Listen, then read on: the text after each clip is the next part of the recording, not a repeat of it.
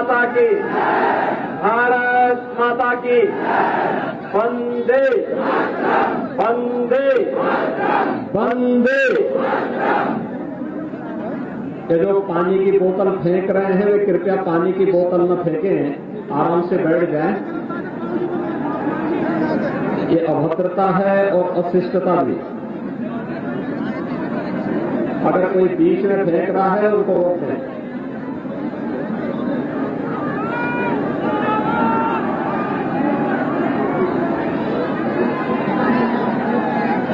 लोकप्रिय सांसद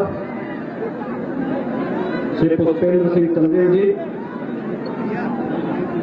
भारतीय जनता पार्टी के लोकप्रिय विधायक और राठ विधानसभा सीट से विधायक के प्रत्याशी श्रीमती मनीषा अनुरागी जी,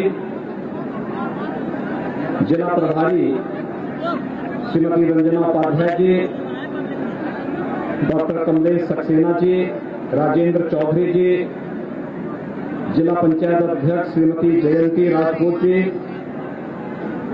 पूर्व जिला अध्यक्ष श्री प्रीतम सिंह राजपूत जी,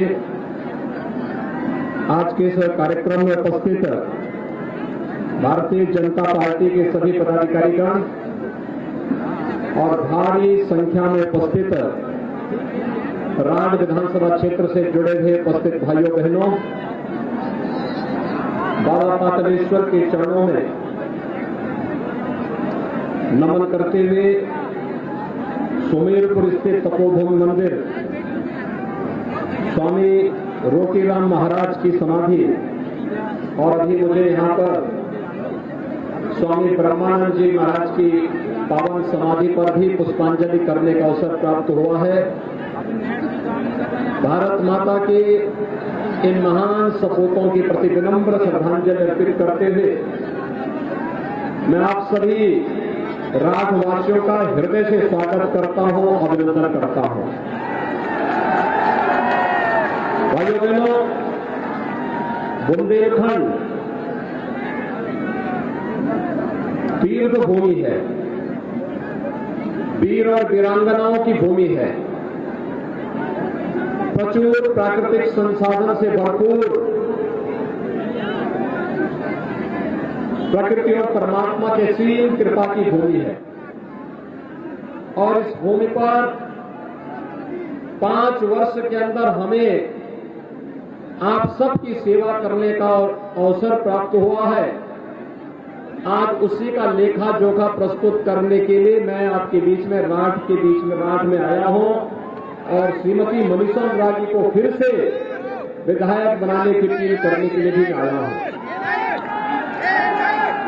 मुझे अभी यहां बताया गया कि यहां पे स्वामी ब्रह्मानंद जी के नाम पर जो महाविद्यालय है, ये लोग विश्वविद्यालय बनाना चाहते हैं। भाइयों बहनों, हमारे पास दोनों प्रकार की स्कीम है। दोनों प्रकार की स्कीम इस प्रकार की कि अगर प्रबंध समिति स्वयं विश्वविद्यालय बनाना चाहती है और 20 एकड़ भूमि उनके पास है, वे आवेदन करें, उनको कोई देर नहीं लगेगी। निजी विश्वविद्यालय निर्माण की कार्रवाई स्वयं भी उनके स्तर पर यहां पर आगे बढ़ सकती है। हमने पहले से ही उसके नियम बना दिए हैं, कहीं कोई किसी प्रकार की कोई दिक्कत ही नहीं है। ये कोई सपा बसपा की सरकार नहीं कि कोई लेन देन हो, यहां पे तो पूरी पारदर्शी योजनाएं हैं। और दूसरा अगर सरकार के अंदर चाहते हैं तो उनको पूरी प्रॉपर्टी सरकार को देनी होगी। सरकार इस कार्रवाई को आगे करेगी। हमें तो पहले प्रसन्नता होगी कि अगर पब्लिक हमें संपत्ति दे और सरकार वहां पे विश्वविद्यालय बनाए तो सरकार का भार कम हो जाता है, इसमें भी हमें प्रसन्नता होगी। आप लोग तय करें, जिसमें भी यहां का प्रबंध समिति सहमत हो, राज्य सरकार उसमें भरपूर सहयोग करेगी। भाइयों बहनों, मैं आज आया हूं आप सबसे सही महीने में बात करने के लिए, अपनी दिल की बात करने के लिए। और इसलिए आया हूं, जब मैं यहां पर आया हूं तो आज सुबह में पहले सदगुरु संत शिरोमणि रविदास जी महाराज के पावन जन्मस्थली सीर गोवर्धन में प्रातः काल वहां दर्शन करके, वहां संतों से मुलाकात करके और वहां के समग्र विकास के लिए सरकार ने क्या कार्य योजना बनाई है, इन सब पर चर्चा करने के बाद मैं आपके बीच में यहां पर आ रहा हूं। आज माघी पूर्णिमा है। माघी पूर्णिमा के अवसर पर हर सनातन धर्मावलंबी जगह जगह स्नान करता है, तीर्थों में जाता है। गंगा स्नान, यमुना स्नान, संगम में स्नान चल रहा है। मैं इस अवसर पर आप सबको हृदय से बधाई देता हूं, आपका अभिनंदन करता हूं। संत रविदास जी की भी आज पावन जयंती है। इस अवसर पर भी मैं आपको बधाई देता हूं। और भाइयों बहनों, जब मैं यहां पर आया हूं आपके बीच में, तो मुझे आपको बताते हुए कोई संकोच नहीं कि 5 वर्ष पहले इस बुंदेलखंड क्षेत्र की क्या स्थिति थी। 5 वर्ष पहले इसी बुंदेलखंड में खनन माफिया हावी थे, भू माफिया हावी थे, पेशेवर अपराधी और माफिया हावी थे और डकैतों का एक पैरेलल साम्राज्य यहां पर संचालित होता था। लेकिन 5 साल के अंदर भारतीय जनता पार्टी ने प्रधानमंत्री मोदी जी के नेतृत्व में 2017 में आपसे जो कहा था, भारतीय जनता पार्टी ने वो करके दिखाया है।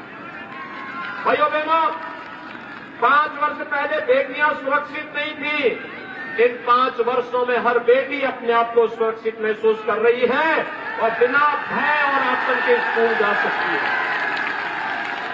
5 साल पहले माफिया और भूमाफिया हावी थे और आज जब मैं यहां पर आया हूं तो स्वामी ब्रह्मानंद जी महाराज की इस पावन तपोस्थली पर तो मैं देख रहा था कि मेरे आगमन के पहले यहां के नौजवानों ने बुलडोजर भी सामने खड़ा कर दिया है।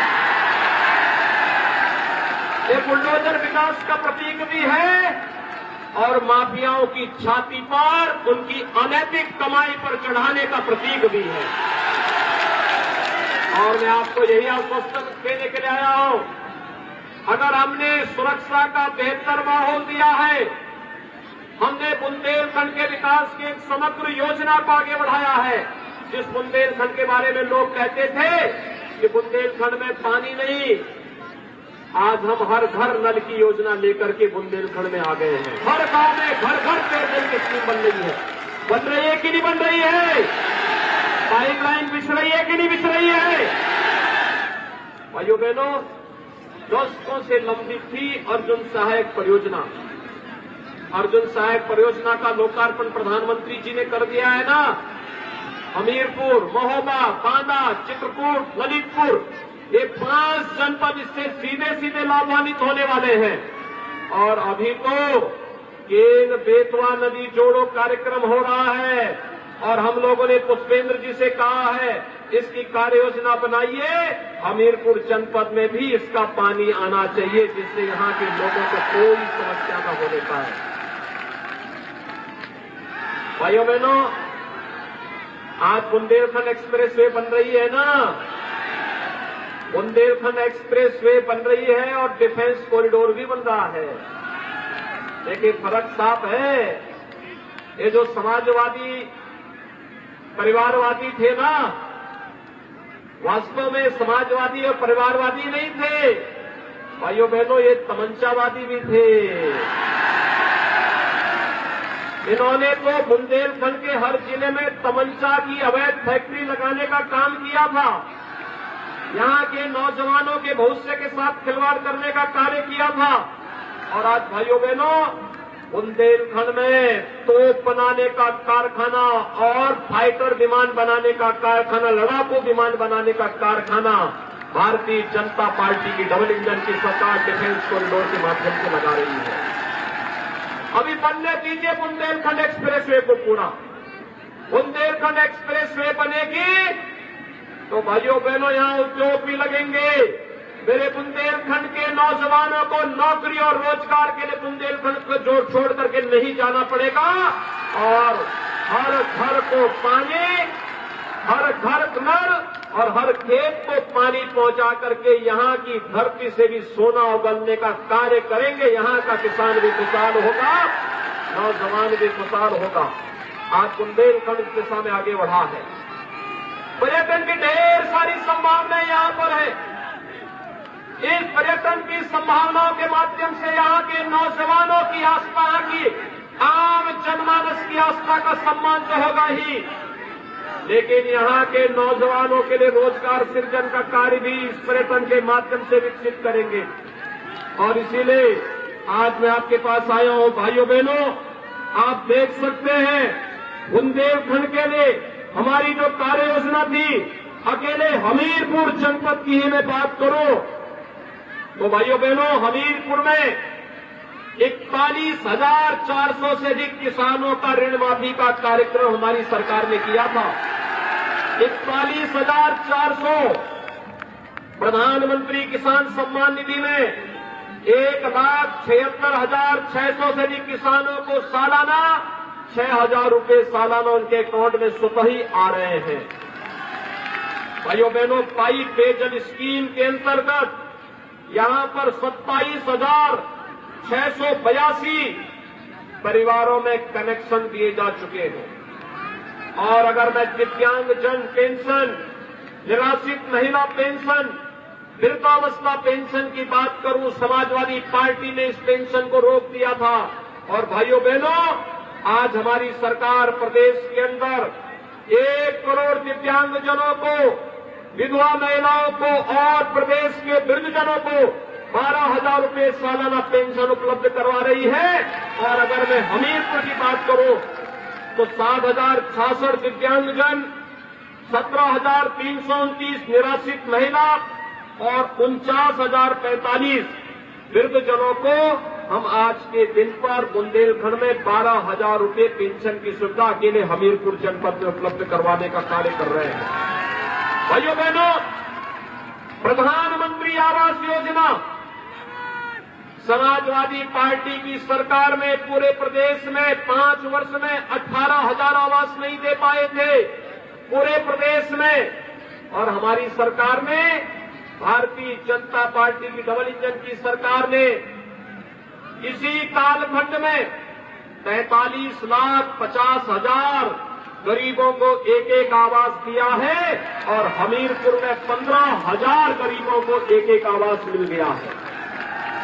भाइयों बहनों, हमारा युवा क्यों से छूट जाएगा? हमने तय किया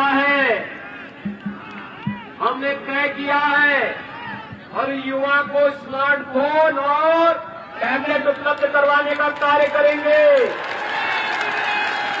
200 नौजवानों को मिल चुका है, उसकी कार्रवाई चल रही है। समाजवादी पार्टी ने इसकी कंप्लेंट कर दी है चुनाव आयोग में। कुछ देर के लिए भले रुका होगा, अभी तो 1 करोड़ नौजवानों को दे रहे हैं। अगर हमने कहा तुम रोक लगाओगे, हम चुनाव के बाद 2 करोड़ नौजवानों को टैबलेट स्मार्टफोन देने का कार्य करेंगे। भाइयों बहनों, आज जब मैं आपके पास आया हूं आपसे कहने के लिए, मैं तो आपसे एक अपील करने के लिए आया हूं। मुझे एक बात बताइए, कोरोना कालखंड में ये सपा बसपा कांग्रेस के नेता कहीं थे? कहीं दिखाई दे रहे थे? ये परिवारवादी, वंशवादी, बहुरूपिया ब्रांड जो समाजवाद का आया है, परिवारवाद का, वंशवाद का, माफियावाद का, तमंचावाद का, क्या ये लोग भी कहीं थे? कहीं आता पता लग रहा था इनका? लेकिन कोरोना कालखंड में भी डबल इंजन की सरकार कार्य कर रही थी ना। फ्री में टेस्ट, फ्री में उपचार, फ्री में वैक्सीन। कितने लोगों ने वैक्सीन ले ली है? और सड़क वाले लोग क्या वैक्सीन से परे हैं क्या? आप में से कितने लोगों ने वैक्सीन ली है? सभी लोग हाथ खड़ा करके मुझे बताओ। आपका अभिनंदन, 100% लोगों ने वैक्सीन ले ली है। भाइयों बहनों, मैं आपसे बताना चाहता हूं, यही वैक्सीन कोरोना महामारी से बचा रही है। तीसरी वेव कब आई, कब चली गई, कोई पता नहीं लगी, क्योंकि कोरोना को हमने, जैसे आपने सपा बसपा कांग्रेस के चिन्ह को बोतल में बंद करके हमेशा के लिए इन्हें राजनीति से खारिज कर दिया है, ऐसे ही कोरोना के चिन्ह को हम लोगों ने भी बोतल में बंद करके हमेशा के लिए इन्हें बंद करके रख दिया है। और इसीलिए आज मैं आपके पास आया आपसे कहने के लिए, फ्री में वैक्सीन, सबको वैक्सीन। लेकिन जो लोग वैक्सीन का विरोध कर रहे थे, समय आ गया है। चुनाव की जोरदार वोट की जोर से इनको मुंहतोड़ जवाब देने की आवश्यकता है। और भाइयों बहनों, एक बात और, फ्री में वैक्सीन, सबको वैक्सीन तो मिलाई। अब तक की महामारी का ये रिजल्ट रहता था कि जितने लोग बीमारी से मरते थे उससे कई ज्यादा लोग मरते थे भूख से। डबल इंजन की सरकार ने हर महीने 2 बार राशन दिया है ना, डबल डोज राशन की भी सभी लोगों को मिल रहा है ना, कोई दिक्कत तो नहीं है। ये राशन पहले सपा की सरकार में कहां चला जाता था? खा जाता था सिपाही खानदान, उनके गुर्गे खा जाते थे, गरीब देखता रह जाता था। आज कह रहे हो कि घी देंगे, अरे जब मौका मिला था तब तो सब गरीबों का हजम कर गए थे। आज देंगे कहां से? आज तो जनता इस लायक ही नहीं छोड़ रही कि वे दे सके। आज कहते हैं कानून अच्छा करेंगे, अरे अच्छा तो हम कर ही चुके हैं। आप सोचिए, आपने समाजवादी पार्टी के नेताओं का बयान किसी अच्छे कार्य में सराहना करते हुए देखा है क्या कभी? वैसे समाजवादी पार्टी से अच्छे की उम्मीद की भी नहीं जा सकती। उनकी संवेदना किसानों के प्रति नहीं, नौजवानों के प्रति नहीं, बेटियों की सुरक्षा के प्रति नहीं। उनकी संवेदना तब होती है भाइयों बहनों, तब जागती है जब माफियाओं के ऊपर बुलडोजर चलता है। तब कहते ये नहीं करना चाहिए। माफिया के प्रति, पेशेवर अपराधियों के प्रति उनकी संवेदनाएं हैं। उनकी संवेदना गांव के लिए नहीं, गरीब के लिए नहीं, नौजवान के लिए नहीं, किसानों के लिए नहीं है।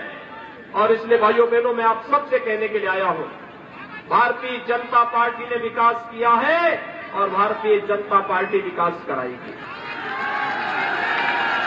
हमने तो जो कहा वो करके दिखाया है। आगे मुझे बताइए कि अयोध्या में राम मंदिर का निर्माण कांग्रेस, सपा, बसपा कोई कराएगा क्या? कौन करा रहा है? ये भाजपा की डबल इंजन की सरकार ही करा पाएगी। काशी में काशी विश्वनाथ धाम का निर्माण कौन करा रहा है? और विंध्यवासिनी धाम का और चित्रकूट के सुंदरीकरण का, यह भी भारतीय जनता पार्टी की डबल इंजन की सरकार करा रही है। भाइयों बहनों, बेटियों की सुरक्षा हो या बेटियों को मिलने वाली कन्या सुमंगला योजना या सामूहिक विवाह की योजना, बिना भेदभाव के दिया जा रहा है। छात्रों की स्कॉलरशिप हो या उन्हें सरकारी नौकरी या टैबलेट और स्मार्टफोन देने की कार्रवाई ये सरकार कर रही है।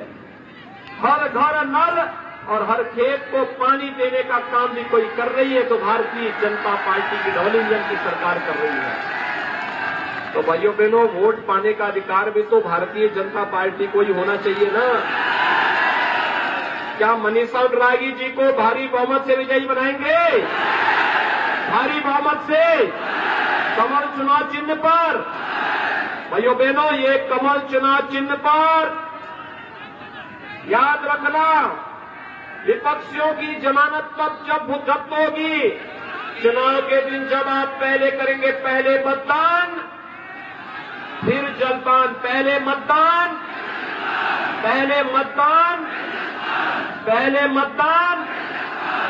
जब पहले मतदान करने के लिए जाएंगे, सबसे पहले मतदान, जब ये लक्ष्य को लेकर के आप चलेंगे, तब विपक्ष की जमानतें जब्त होंगी। तो मनीषा ड्रागी जी को आप कमल चुनाव चिन्ह पर भारी बहुमत से चुनाव जिता करके भेजेंगे। विकास और बुलडोजर साथ साथ चलना चाहिए ना। गरीब को राशन ऐसे मिलते रहना चाहिए ना। विकास ऐसे चलना चाहिए ना। सहमत है? सपा बसपा कांग्रेस के बहकावे में तो नहीं आएंगे ना।